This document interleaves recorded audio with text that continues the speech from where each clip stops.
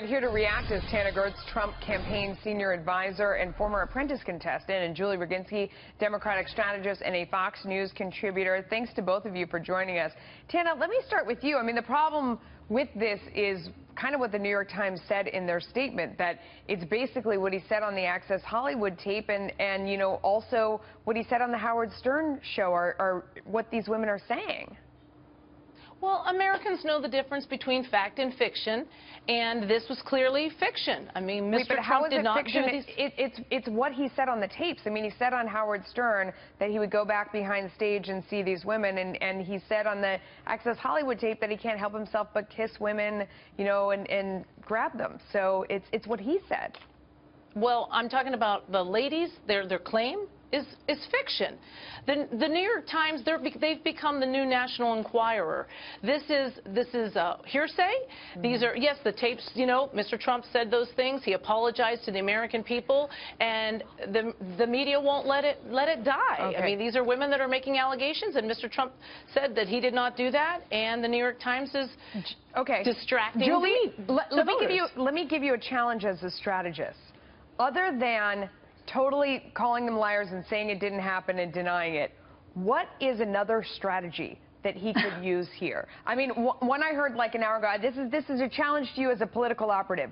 If he were your candidate, I mean, a mea culpa, you know, I've seen a new way. I mean, what could he do other than go out and deny that and attack the women? I wouldn't attack the women. I would deny it, and I would move on. Attacking the women is counterproductive. And look, if you want to talk about the National Enquirer, they seem to be the only newspaper in the country that actually endorsed Donald Trump. So I'm not sure that they should be the boogeyman in any Trump supporter's argument here. But I will also say that, look, if Donald Trump truly believes that this is not true, and if he thinks the New York Times is libeling him, he should sue. And we'll see in discovery what happens and what comes out. But I don't think he's ever going to have the guts to do that, because I think he understands he doesn't want to go through discovery on this.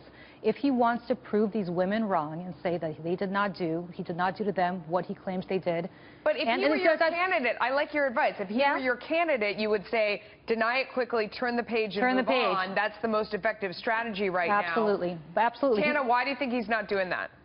Well, we are turning the page. I mean, we have a Women for Trump coalition. I'm part of it. We're going across the country letting female voters know that Donald Trump empowers women. I'm one of them. He's promoted as a female business leader. I'm one of the leaders in the campaign that's a female, and he has promoted me.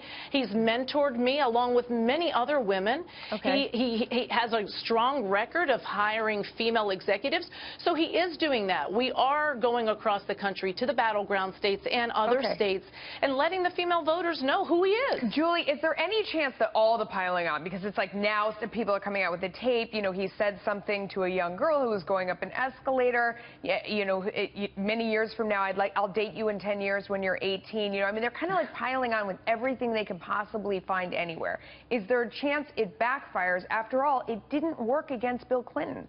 I mean, he did still get elected. Big difference. First of all, Bill Clinton had a woman coming out saying they had a consensual sexual relationship, which is very different from what these women are saying.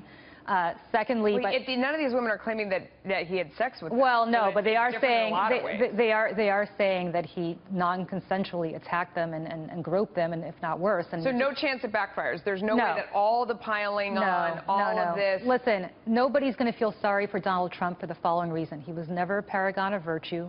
His words speak for themselves in these kinds of, in the tape that you saw. Consistently, what he said to women privately and publicly has not resonated. Frankly, Tana, I would love if you think that he's empowering you so much that you talk to him and ask him to release the Apprentice tapes. I'd love to hear what he said to you and other women on background of the Apprentice tapes. He was an actual professional who never, ever did anything. Other people dispute that, though. Okay. Other women do dispute that. I will say this. Bill Clinton had affairs with an intern at the Oval Office. That's true. Those were actions.